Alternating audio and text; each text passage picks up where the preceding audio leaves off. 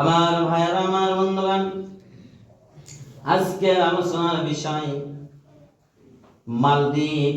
এক সময় সব মানুষ কাফের ছিল, রাজা বাদশাহ সহ কাফের ছিল। মাত্র কয়েক মিনিটে, কয়েক সময়ের ভিতরে তারা মুসলিম হয়ে গেল। কিভাবে হলো বন্ধুগণ? একজন কোরআনের হাফিজের কত দাম, একজন কোরআনের হাফেজের কত দাম, কত আমল, তার কত মজেজা দেখেন, শুনুন, ধৈর্য সহকারে শুনতে হবে বন্ধুগণ। ওই মালদ্বীপের আরব জাতিরা ব্যবসা করতে যাইতো জাহাজে চড়ে, জাহাজে চড়ে যাইতো, সব সময় যাওয়া আসা করত। হঠাৎ করে মালদ্বীপে যাওয়ার পথে ওই আরবের জাহাজটা ডুবে গেল।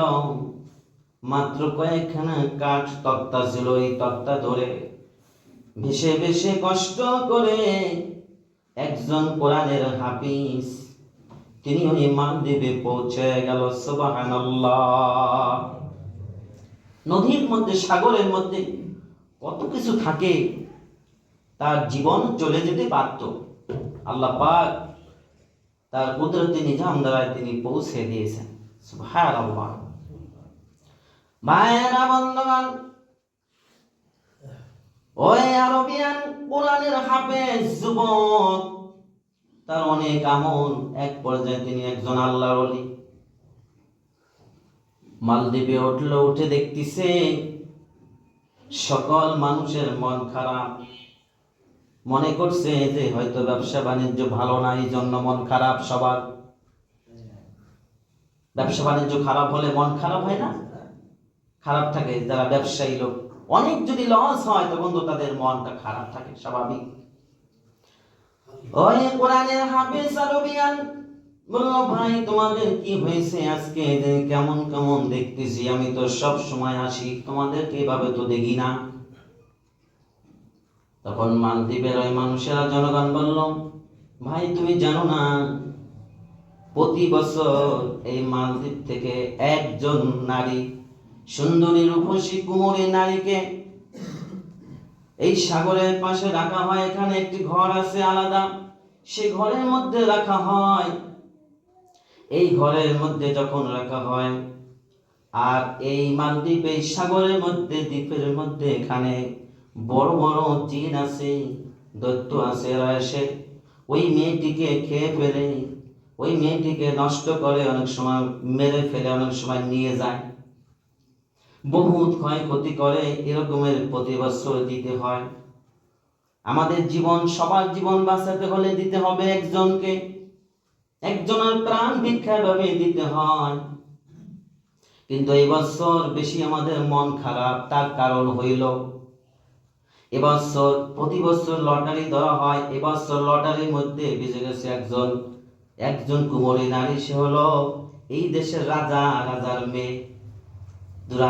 রাজার মেয়ে আমরা দিতে চাই না, রাজাকে আমরা অনেক ভালোবাসি, রাজা আমাদের অনেক ভালো, এই জন্য আমরা দিতে চাই না, মনটা খারাপ। কিন্তু রাজা বলছে, না, তোমাদের মেয়ে যদি লটারিতে বাঁচতো তাহলে তোমরাও দিতা, তোমাদের মেয়ে হলে তো দিতা, কেন দিবা না তোমরা? আমার মেয়েকে দিয়ে দাও, আমার মেয়ের উসিলায় যদি দেশটা ভালো থাকে, জনগণ ভালো থাকে, এটাই আমার জন্য যথেষ্ট, বাস এনাফ, যথেষ্ট। তখন ওই যুবক কোরআনের হাফিজ ডাক দিয়ে বললেন, ও মালদ্বীপবাসী শোনো, এই জিন, এই দৈত্য আর জীবনে কোনোদিন আসবে না, এটা আমি বন্ধ করতে পারি। সুবহানাল্লাহ বলেন। এটা আমি একদম চিরতরের জন্য বন্ধ করে দিব। তখন ওই মালদ্বীপের জনগণ বলল, কি করে এটা সম্ভব? এটা কি করে সম্ভব? এই যুবক, তুমি কি শুনাইলা? এটা তো আশ্চর্যজনক ঘটনা, এমন কথা তো কেউ বলতে পারে নাই। আর তুমি এত বছর এখানে আসো ব্যবসার জন্য, কেউ কখনো তো তুমি এই ধরনের কথাও বলো নাই। যুবক কোরআনের হাফিজ বলেন, যুবক কোরআনের হাফিজ বলেন, না আমি তো জানি না এইভাবে ঘটনা, আজকে শুনলাম এই কারণে বলতেছি। যুবক কোরআনের হাফিজ বলল, আমি বন্ধ করতে পারবো, ওই জিন আর দৈত্য জীবনে কোনোদিন এই মালদ্বীপের এখানে আর আসবে না, তোমাদের ক্ষয়ক্ষতি হবে না। তখন বলল, কি করে সম্ভব? বললে, হ্যাঁ এটা সম্ভব অবশ্যই, কারণ প্রথমেই কথা যদি না বলে তখন তো মানুষ নরম হবে না আর বুঝবেও না। যারা দিনদার তাদের কাছে অনেক কথা সহানুভূতি হয়ে বলা যায়, তারা বুঝবে, কিন্তু তারা তো বুঝবে না কারণ তারা বিধর্মী। আমার ভাইয়েরা, তখন যুবক কোরআনের হাফিজ বলল, তোমাদের রাজাকে ডাক দাও, তোমার রাজার সঙ্গে কন্ট্রাক্ট হবে আমার। রাজা আসলো, রাজা দ্রুত বেগে চলে আসলো যুবক কোরআনের হাফিজের কাছে। সুবহানাল্লাহ বলেন। রাজা আসলো যখন, তখন কোরআনের হাফিজ বলল, আমি এটা বন্ধ করে দিতে পারবো। রাজা আশ্চর্য হয়ে গেল, তুমি কি চাও? আমি সব দিব, এই রাজ্যের অর্ধেক পরিমাণ সম্পদ তোমাকে দিয়ে দেবো প্রয়োজনে। প্রয়োজনে তুমি যদি এই দেশের রাজা হও, তারপরেও আমরা রাজি আছি, তুমি কি বলবা বলো, কি করবা করো। সুবহানাল্লাহ।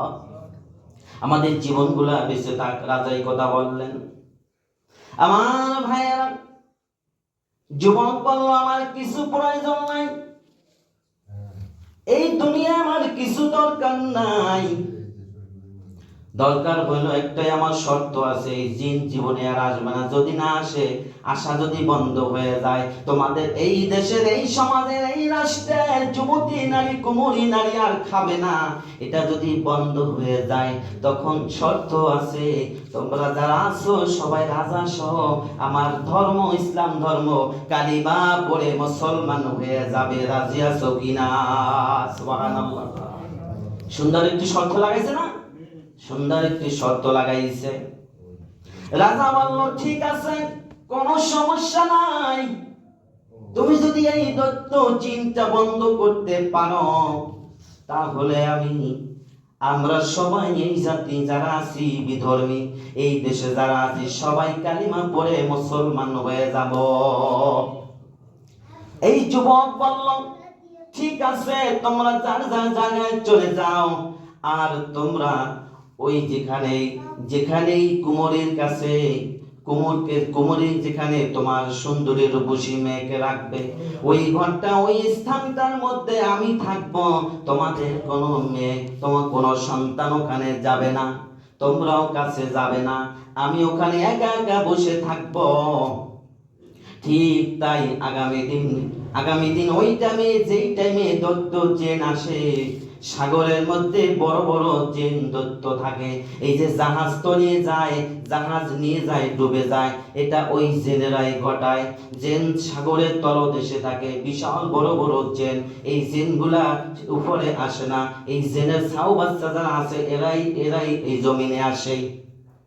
নবী সুলাইমান আলাইহিস সালাম যখন ছিল, এই জেনের বিচার শাস্তি দিত, বিচার করত, তখন এই জিনেরা নবী সুলাইমান আলাইহিস সালামের ভয়ে ওই সাগরের তলদেশে চলে গেছিল। আজ পর্যন্ত সেই সাগরের তলদেশে বড় বড় জিনেরা থাকে, আর এই বড় বড় জিনেরা তাণ্ডব ঘটায়, সিগন্যাল ঘটায়, সব কিছু করেন। যদি আল্লাহর রহমত হয় তাহলে পারে না, আল্লাহর হুকুমেই তারা এরকমের করতে থাকে। আমার ভাইয়েরা, ঠিক ওই দিন, যেই দিনে, যেই সময়টা দত্ত জিন আসে, ওই ঘরের মধ্যে যেখানে কুমরি মেয়েকে রাখা হয়, ওইখানে ওই কোরআনের হাফেজ আল্লাহর ওলি বসে বসে শুরু করলো ও পবিত্র কোরআনুল কারীম তেলাওয়াত শুরু করলো, সূরাতুল ইয়াসিন। এটা আমরা সবাই নাম শুনেছি, সবাই নাম জানি, তেলাওয়াত না করতে পারলেও, শিখতে না পারলেও কিন্তু সূরাতুল ইয়াসিনের নাম আমরা জানি, ঠিক কিনা বলেন? এই কোরআনুল কারীমে সূরাতুল ইয়াসিন কত পারায় আছে? 22 পারা থেকে শুরু, 23 পারায় শেষ, ঠিক কিনা বলেন? আর এই কোরআনুল কারীমের সূরাতুল ইয়াসিন হলো কোরআনুল কারীমের 114টি নম্বর সূরা, তার মধ্যে হলো 36 নম্বর সূরা। সুবহানাল্লাহ বলেন। আর মোট কতটি আয়াত আছে? 83টি আয়াত আছে, সুবহানাল্লাহ বলেন। কোরআনুল কারীমের সূরা ইয়াসিন তেলাওয়াত শুরু করতে লাগলো, আউযু বিল্লাহি মিনাশ শাইতানির রাজীম, বিসমিল্লাহির রহমানির রহিম, ইয়াসিন ওয়াল কুরআনিল হাকীম, ইন্নাকা লামিনাল মুরসালিন আলা সিরাতিন মুস্তাকিম। আমার ভাইয়েরা, এই কোরআনুল কারীমের সূরা ইয়াসিন তেলাওয়াত করতে লাগলো। শুরু থেকে যখন তেলাওয়াত করতে লাগলো, শুরু থেকে শেষ পর্যন্ত কোরআনুল কারীমের আয়াত তেলাওয়াত করতে লাগলো। কোরআনের হাফিজ আল্লাহর ওলি তেলাওয়াত করতেছেন। আমার বন্ধুগণ, আমার ভাইয়েরা, এরপরে জিন দৈত্য যখন আসলো, দেখতেছে কোরআনের হাফিজ এখানে তো বসে বসে তেলাওয়াত করতেছে। আল্লাহর রহমতে, আল্লাহর হুকুমে ওই জিন দৈত্য কোরআনের হাফিজের কাছেও যায় নাই, ওই ঘরের পাশেও যায় নাই, দৌড়াইয়া পালাইয়া সমুদ্রে চলে গেছে। চিরতরের জন্য আর কোনোদিন আসবে না, কোরআনের হাফিজকে বলে ওয়াদা করে গেছেন। সুবহানাল্লাহ। আমার ভাইরা, পরের দিন রাজা মালদ্বীপ থেকে, তার সংসার থেকে সাগরের পাড়ে আসলো। চিন্তা করলো ওই যুবক কি করতেছে। যুবকের খবর নিতে আসলো।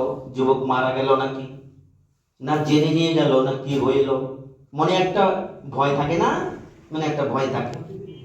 আমার ভাইরা দেখেন, কোরআনুল কারীমের কি মুজিজা, কোরআনের কি ক্ষমতা, কোরআনের কি দক্ষতা যোগ্যতা, কোরআনের কি ফজিলাত, কোরআনের কি রহমত, এটা মুসলমান আমরা বুঝতে পারি নাই। এটা ইহুদি নাসারারা বুঝে, কালিমা পড়ে মুসলমান হয়েছে, আর মুসলমান ইহুদি হইয়া যায়, আর মুসলমান হইয়া ইহুদির মতন স্বভাব চরিত্র নিয়ে চলে। ঠিক কিনা বলো আমার ভাইরা, বন্ধুগণ? ওই রাজা আসলো, এসে দেখে, ও যুবক, কি খবর তোমার? জিন দৈত্য কি আসলো কিনা আমাকে একটু জানাও, আমরা তো অনেক পেরেশানিতে আছি, অনেক বিপদগ্রস্তে আছি। যুবক কোরআনের হাফিজ বলল, ও রাজা, জিন ওয়াদা করে গেছে, মানুষ ওয়াদা করে মানুষের সাথে খেলাপ করে, বেঈমানি হয়ে যায়, বলে তোরে আর মারবো না, কিছু করবো না, তোরে ছেড়ে দেবো, কিন্তু ধরেই ঝুলাইয়া ফাঁসি দিয়ে শেষ করে দেয়, ঝুলাইয়া মেরে ফেলে। এমন শ্রেণীর মুসলমান দুনিয়ায় আছে। কিন্তু জিন দৈত্য শয়তান এরা যা বলে তাই করে, ওয়াদা যা করে তাই করে। জিন ওয়াদা করে গেছে, ও মালদ্বীপের রাজা আর কোনোদিন আসবে না, তোমাদের প্রতি বছর আর একটি কুমুরের উপসী মেয়ে যাবে না, দিতে হবে না, তারা খাবে না, আর কোনোদিন আসবে না। সাগরে তলাইয়া চলে গেছে, ভাইতে পালাইয়া গেছে। সুবহানাল্লাহ। রাজা বলো, এটা কিভাবে সম্ভব? এই যুবক, কেমনে সম্ভব? বলল, সম্ভব হইল, আল্লাহ পাক কোরআনুল কারীম নাজিল করেছেন। আল্লাহ পাক রব্বুল আলামিন কোরআনুল কারীমের মধ্যে সূরাতুল ইয়াসিন নাযিল করেছেন। 36 নম্বর সূরা, মোট 83 নম্বর আয়াত। আমি শুরু থেকে শেষ পর্যন্ত পড়ছি। ওই কোরআনের হাফিজ বলেন, আমি শুরু থেকে শেষ পর্যন্ত যখন তেলাওয়াত করেছি, তখন ওই জিন পালাইয়া চলে গেছে, আর আসবে না। রাজা বলে, ও মালদ্বীপের জনগণ, মালদ্বীপের জনগণ, আমরা সারা জীবন নাস্তিকগিরি করেছি, কোরআনের বিরুদ্ধে কথা বলছি, আমরা আলেমের বিরুদ্ধে কথা বলছি, মুসলমানদের বিরুদ্ধে কথা বলছি, আমরা নবীর বিরুদ্ধে কথা বলছি, আমরা নবীর বিরুদ্ধে ব্যঙ্গচিত্র আঁকছি, আমরা সাহাবীর বিরুদ্ধে কথা বলছি, তাবেঈনের বিরুদ্ধে কথা বলছি, খোলাফা রাশিদিনের বিরুদ্ধে কথা বলছি, আল্লাহর বিরুদ্ধে কথা বলছি। আমরা আর কোনোদিন বিরোধিতা করব না। আমরা আজকে এই কোরআনের হাফিজের সঙ্গে, কোরআনের হাফিজের কাছে আমরা কালিমা পড়ে মুসলমান হয়ে যাব। ও কোরআনের হাফিজ, আপনি আমাদেরকে পড়াইয়া মুসলমান বানিয়ে দেন। লা ইলাহা ইল্লাল্লাহু মুহাম্মাদুর রাসূলুল্লাহ সাল্লাল্লাহু আলাইহি ওয়াসাল্লাম। দেখেন কোরআনের মুজিজা আছে কিনা। অনেক সময় অনেক কথা মনের আবেগ হইলেও আল্লাহর ইসলামের পথে চলিয়ায় আসে, ঠিক কিনা বলে। আল্লাহ পাক আমাদের সকলকে বুঝার এবং আমল করার তৌফিক দান করুন। ওয়া আখিরু দাওয়ানা আলহামদুলিল্লাহি রাব্বিল আলামিন। বন্ধুগণ,